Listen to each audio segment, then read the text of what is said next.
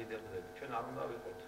ცუდმადიდებლები, არ უნდა ვიყოთ მიშმადიდებლები, არ უნდა ვიყოთ ბიძმადიდებლები და ასე შემდეგ. აი ამ ყველაფერმა ერი თითქოს დაგსახსა და ერი თითქოს გაყო. ეკლესია თვითონ არის ერთობის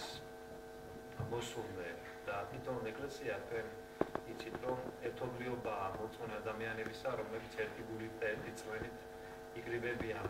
იმ წიაღში, სადაც ღმერთი იდიდება და სადაც აი ქართველი ადამიანი მართლაც სწავლობს ერთგულებას ღმრთისას, ერთგულებას ეკლესიისა და თუ ადამიანი ერთგულია უქრისტე და ეკლესიის, ის ერთგულია მე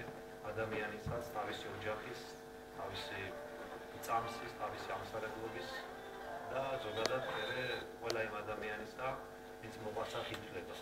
ის რო ახლა ჩვენ საქართველოში ვინმეს საბერძნეთში თუ სხვა ქვეყნებში დაუწყოთ სწავლება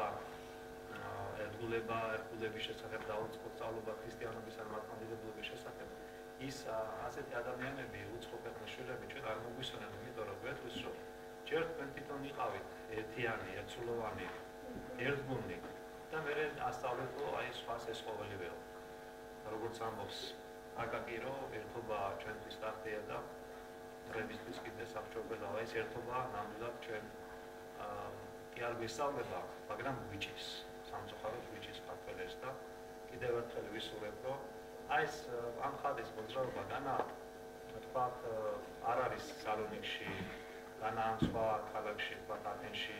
ამის შესაძლებლობა რომ ადამიანი მივიდეს და ხატს თაყვანისცეს, ტაძარში ღვთისმსახურებას დაესწროს, მაგრამ ეს გარკვეული აი ამ ანჩის ხატის მომხრეთა ჯგუფის გარკვეული ღვაწლი აქვს, ხერხლია ღვთის წინაშე გაგებული, რომელიც ქართველთა ერთიანობისათვის, ქართველთა ერთსულოვნებისათვის არის ასეთი მოწოდება და ამ ყველაფერში რა თქმა უნდა სიწმინდეებისა და პატივისცემა იგულისხმება, ქართველთა გამოფხიზლება იგულისხმება, რომ ქართველმა დაუტევებთ მამონისეებურ ცვლას და ჯურის ერთგულებას, რომ ჩვენი ღირსება, ჩვენი პატივი და ჩვენი სარწმუნოება ყველგან და ვატაროთ ისე როგორც ესია და რიგია ქართველი ადამიანისა და როგორც ამ 20-21 საუკუნის განმავლობაში უტარებია ჩვენს ხალხს, ჩვენს წინაპრებს და ჩვენს ასევე ვალდებულება გვაქვს პასუხისმგებლობა გვაქვს ის წინაშე რომ ეს ჯვარი ღირსეულად მივიდანოთ საფლავის კარამდე. ჩვენ არავინ არ გვეტყვის იმას, რომ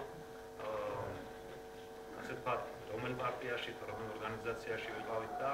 რა საუნჯეებთ და დავაგროვეთ და რა ეშენებლური ბინა შევიძინეთ თუ მანქანა თუ ცხოვრება მოვიწყეთ.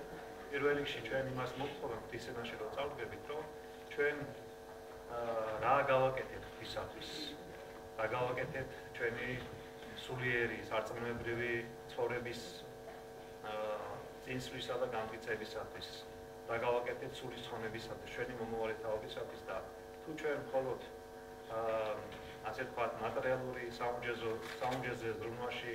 ვართ გატარებული მთელი ჩვენი მიწიერი ცხოვრების წლები, ეს არის ისეთი ხცნადი და ისეთი წარმავალი, რომელსაც როგორც სახარება ამბობს და გძანებს, ღილით შეჭამს და არავის დავაძაგეთს ასე ვთქვათ ადვილად მოიპარავს. და ჩვენ უნდა ვეძებდეთ პირველ რიგში იმ საუნჯეს, რომელიც არის მარადიული, წარუმატებელი და უხსნელი, ეს არის ღვთის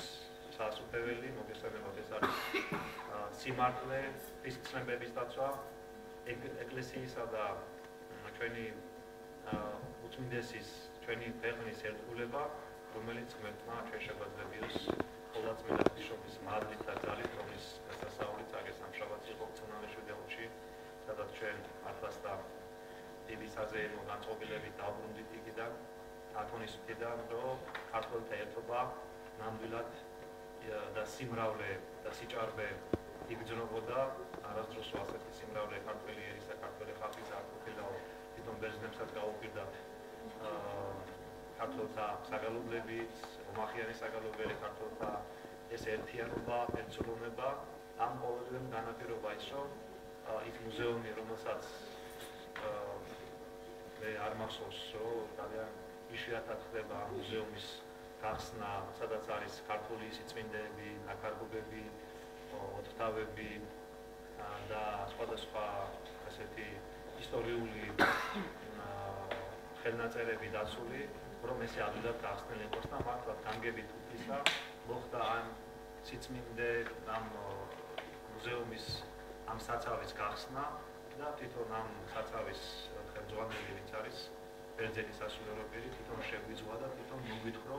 იმ ისტორიის შესახებ ყოველივე რაც ჩვენთვისაც ცნობილი იყო, თუმცა კი ბერძნების აგეებიდან ამისი მოსმენა წინა წლების განმავლობაში ძალიან ძნელდებოდა ხოლმე და არათუ ჩვენ უბრალოდ რიგით სასულიერო პირებს, არამედ ეპისკოპოსების მიმართაც კი ასე ვთქვათ, ასეთი პატივისცემა და მაღალი იერარქების მიმართ საქართველოს ექსპედიციის მხრიდან წარმოგზავნება არ ყოფილა, ასე ვთქვათ, მსგავსი ყურადღება და მსგავსი გულისხმიერება. რაღაც იგრძნეს თვითონაც საერთოდ თვითონ ბერძნებმა, იმიტომ რომ იქ ქართულთა ამ სიმრავლეს რო შეხედეს, აი რაღაცა სიტყვის შეხედეს, რაღაცა სიყვარულს შეხედეს, იგრძნეს რომ რაღაცა ძალა არის ამ ერში.